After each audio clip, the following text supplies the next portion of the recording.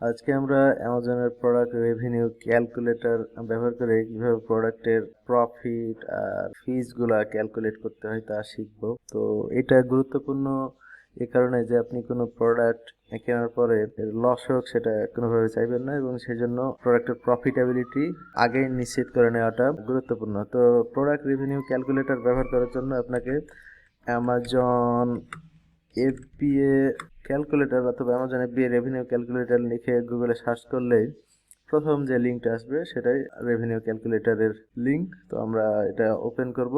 এখানে যে পপ আপটা আসছে দেখতে পাচ্ছেন, এখানে যদি আপনার অ্যামাজনের সেলার সেন্ট্রাল অ্যাকাউন্ট থাকে তাহলে সাইন ইন করবেন, অথবা কন্টিনিউ এজ এ গেস্ট হিসেবে ক্লিক করলাম। তারপরে যে ইন্টারফেসটা আসতেছে, এটা যদি আপনি অ্যামাজনে এরকম কোনো প্রোডাক্ট সেল করতে চান যেটা অ্যামাজনে অলরেডি নাই, অর্থাৎ নতুন কোনো প্রোডাক্ট যদি অ্যাড করতে চান, সেটা প্রাইভেট লেভেল হতে পারে অথবা ব্র্যান্ডেড প্রোডাক্ট হতে পারে, সেই ক্ষেত্রে আপনি প্রোডাক্টের প্যাকেজ, ডিমেনশনস, তারপরে ওয়েট, এখানে ক্যাটাগরি আছে, এটা কোন ক্যাটাগরির প্রোডাক্ট, এবং আইটেমের প্রাইস, এই ইনফরমেশনগুলো দিয়ে এস্টিমেটে ক্লিক করলে আপনাকে এর ডেটাটা দেখাবে যে ওভারঅল এই প্রোডাক্টের অ্যামাজনের ফিজ কত হবে এবং পুরো ডাটাটা আর কি। তো আমরা যেহেতু হোলসেলের জন্য সাধারণভাবে যে এক্সিস্টিং অ্যামাজনে যে প্রোডাক্টগুলো আছে বা যেগুলো বিক্রি হচ্ছে এই ধরনের প্রোডাক্ট নিয়েই কাজ করি, তো সেক্ষেত্রে আমরা সার্চ অ্যামাজন ক্যাটালগে যাব এবং প্রোডাক্টের আমরা দেখতে পাচ্ছেন যে এখানে বেশ কয়েকটা আলাদা আলাদা ধরন বা উপায় দিয়ে আমরা সার্চ করতে পারি। তো এই ক্ষেত্রে আমরা সরাসরি প্রোডাক্টের এশিন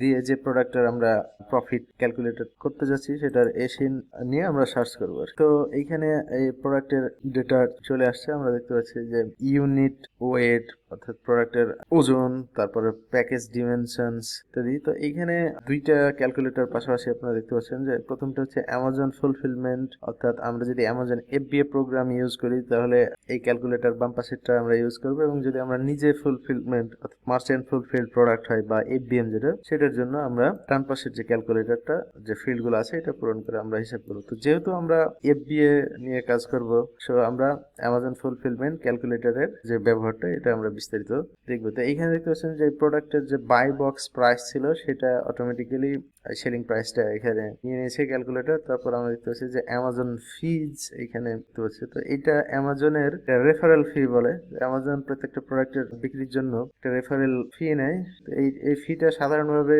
15% পর্যন্ত, সেলস যে প্রাইস তার 15% পর্যন্ত হয়। তো আমরা রেফারেল ফি, তারপরে এখানে আরেকটা দেখতে পাচ্ছি ফিক্সড ক্লোজিং ফিজ।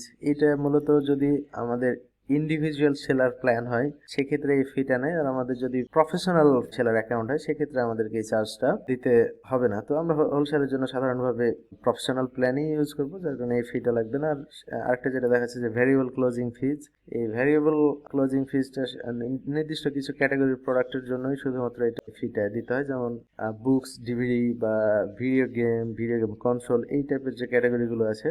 তো আমাদের জন্য এটা নর্মালি আমরা ওগুলো সেল করি না, সো এটা অ্যাপ্লিকেবল হয়তো হবে না। যদি কেউ সেল করেন তাহলে সেক্ষেত্রে এই ফিটা এখানে প্রোডাক্টের যেটা দিয়ে সার্চ করছেন ওটার অটোমেটিক এটা আপনার ফিটা দেখাবে। ফুলফিলমেন্ট কস্ট হলো আমরা যে অ্যামাজনের FBA যে প্রোগ্রামটা ইউজ করি সেটার কস্ট, অর্থাৎ অ্যামাজনের কাছে প্রোডাক্ট পাঠিয়ে দিই, অ্যামাজন তাদের ওয়্যার হাউসে স্টোর করে এবং দেন কাস্টমার অর্ডার করলে অ্যামাজনের কাছে অ্যামাজন আমাদের কাস্টমারের কাছে পাঠিয়ে দেয়। কাস্টমার সার্ভিস সহ যাবতীয় কাজ তারাই করে, সেটার ফি। তো FBA ফি এই পার্টিকুলার প্রোডাক্টের জন্য এটা দিতে হচ্ছে। এবং এখানে সার্ভিস অ্যাড-অনস নামে কিছু অতিরিক্ত সার্ভিস আছে, এটা চাইলে আমরা অ্যামাজনের কাছ থেকেও নিতে পারি, অথবা চাইলে আমরা থার্ড পার্টি সার্ভিস আছে যাদের কাছ থেকে আমরা নিতে পারি, এবং ক্ষেত্র বিশেষে হয়তো আমাদের সার্ভিস নিতে হবে। তো এইগুলো একটু দেখি।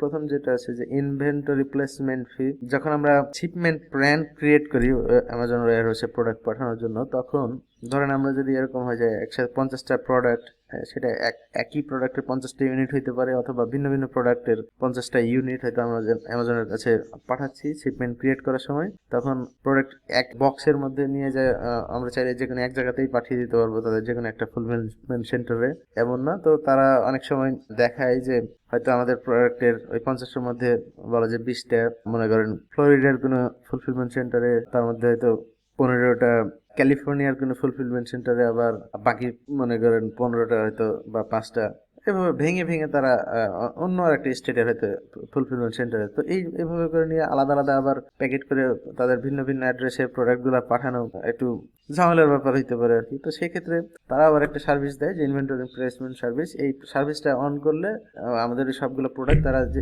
একটা ফুলফিলমেন্ট সেন্টারে পাঠাতে সুবিধাটা দেয়, এবং সেখান থেকে তারা তাদের বিভিন্ন যে ফুলফিলমেন্ট সেন্টারগুলো বিভিন্ন স্টেটে আছে সেখানে তারা ডিস্ট্রিবিউট করে দেয়। তো এটার জন্য তারা পার আইটেমে পার পাউন্ড হিসেবে তারা চার্জ করে, এবং 1 পাউন্ড এবং 1 পাউন্ডের কম প্রোডাক্টের জন্য তারা 30 সেন্ট নেয়, এবং 1 থেকে 2 পাউন্ডের ওজনের প্রোডাক্টের জন্য তারা 40 সেন্ট করে নেয়, এবং আরো বেশি হলে আরো একটু বেশি ফি নেয়। তো এটা আরো আমরা হয়তো যখন আমরা শিপমেন্ট ক্রিয়েট করবো তখন এই বিষয়ে আরো জানবো। তো এটা সব সময় আমাদের লাগতেও পারে নাও পারে। এবং পরবর্তী যেটা ওপেক ব্যাগিং, অনেক প্রোডাক্টের এরকম রিকোয়ারমেন্ট থাকে যে এ ধরনের ব্যাগ, মানে যেটা অস্বচ্ছ এরকম কোনো ব্যাগে মোড়ানোর পরে তারপরে অ্যামাজনের কাছে পাঠাতে হতে পারে আর কি। তো এটার জন্য তারা $1 চার্জ করে। টেপিং এর জন্য হয়তো যদি লাগে 60 সেন্ট। লেভেল প্রোডাক্টের গায়ে অনেক সময় অ্যামাজনের যে এফএনএসকিউ লেভেল দেয় এই লেভেলটা লাগাতে হতে পারে। তারপরে বক্সে অবশ্যই শিপমেন্ট লেভেল লাগাতে হয়। আমরা যে শিপমেন্ট ক্রিয়েট করি তো এই শিপমেন্টের লেভেল যে বক্সে আমরা প্রোডাক্ট অ্যামাজনের ওয়্যার হাউসে পাঠাই তো সেখানে লেভেল লাগাতে হয়। এই লেভেলিং এর জন্য তারা এই চার্জটা করে। এবং ব্যাগিং, যে অনেক সময় প্রোডাক্ট পলি ব্যাগের মধ্যে দিয়ে পাঠাতে হয়। বাবল রপ, অনেক সময় এই যে বাবল রপিং করে প্রোডাক্ট পাঠাতে হয়। তো এটা এক এক ক্যাটাগরির প্রোডাক্টের উপর ভিত্তি করে অ্যামাজন অনেক সময় বলে দেয় যে এই রিকোয়ারমেন্ট গুলো লাগবে। তো এটা চাইলে ম্যান্ডেটরি না, যার কারণে এখানে আমরা চেক মার্ক দিতে পারি যদি কোনো সার্ভিস তাদের কাছ থেকে নিতে চাই। তো সেক্ষেত্রে আমাদের প্রোডাক্টের যে কস্ট এটার সাথে অ্যাড হয়ে যাবে। তো এগুলো আমরা একটু অ্যাড করে নেই যে এই ধরনের সার্ভিসগুলো হয়তো আমাদের, বিশেষ করে লেভেলিং, এটা অবশ্যই লাগবে। অনেক প্রোডাক্টের ক্ষেত্রে পলিব্যাগিং বা বাবল র‍্যাপ লাগতে পারে। তো এটার জন্য আমরা থার্ড পার্টি সার্ভিস, যে প্রেপ সেন্টার বা প্রেপ সার্ভিস আছে তাদের সার্ভিস ইউজ করি। তো সেক্ষেত্রেও আমাদের এই ফিগুলা হয়তো ওই থার্ড পার্টি প্রেপ সার্ভিসগুলোর ফি এদের চাইতে একটু কম, বাট এই ফিগুলো মাথায় রাখতে হবে যে আমাদের প্রোডাক্টের কস্টের সাথে অ্যাড হতে পারে। তারপর যেটা আছে যে শিফট অ্যামাজন, অর্থাৎ আমরা সাপ্লায়ারের কাছ থেকে প্রোডাক্ট কেনার পরে যে অ্যামাজনের ওয়্যার হাউসে পাঠাবো এইটার ফি কত হবে বা এটার খরচটা কত হইতে পারে। তো এটা ক্ষেত্রে বিশেষে আমরা যেহেতু অ্যামাজনের পার্টনার ক্যারিয়ার ইউজ করবো, সো ওইটার ক্ষেত্রে অনেক ডিসকাউন্টে তারা প্রোডাক্ট অ্যামাজনের ওয়্যার হাউসে পাঠায়। তো এটার জন্য পার পাউন্ড অ্যামাজনের এক্ষেত্রে থেকে একটু আপনি ধারণা পেতে পারেন যে পার পাউন্ডে প্রায় 2 সেন্ট মতো লাগে। এটার ওজন 1.21,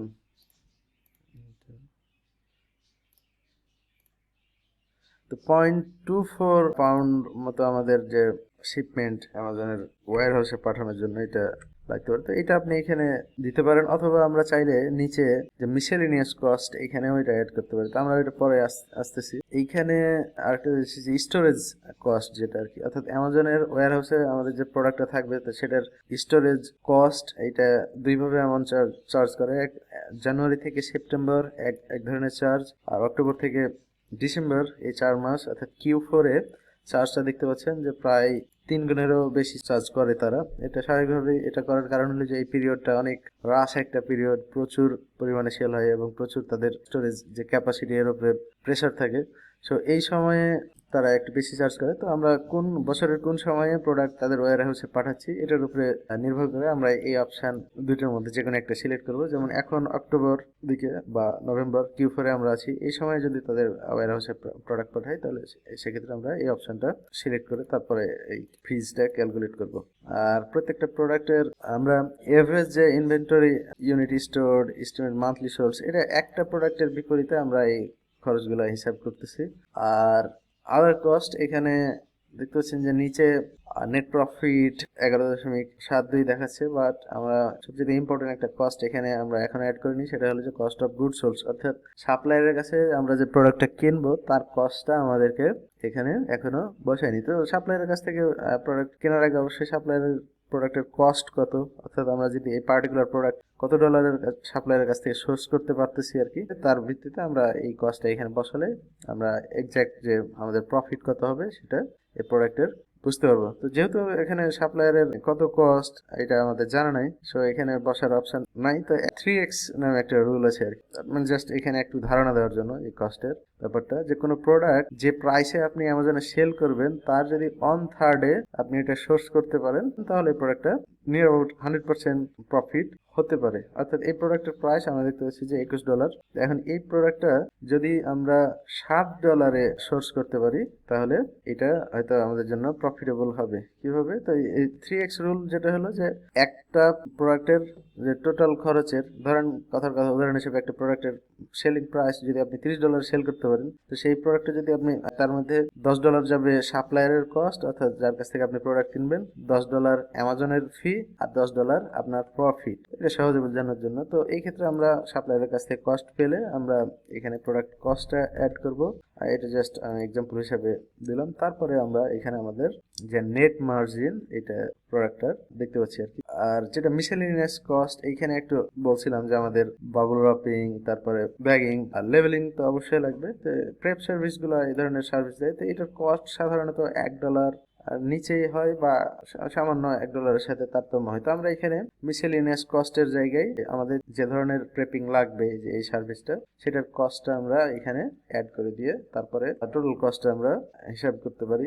এরপরে আমরা মিসেলিনিয়াস কস্টটা অ্যাড করার পরে আমরা নিশ্চিত হতে পারবো যে আমাদের প্রোডাক্টটা প্রফিটেবল হবে কিনা, বা আমাদের নেট মার্জিন কত থাকবে। তো আজকে ভিডিও মূলত এই পর্যন্তই। ভালো থাকবেন, সুস্থ থাকবেন, এই দোয়া করি। আল্লাহ হাফেজ।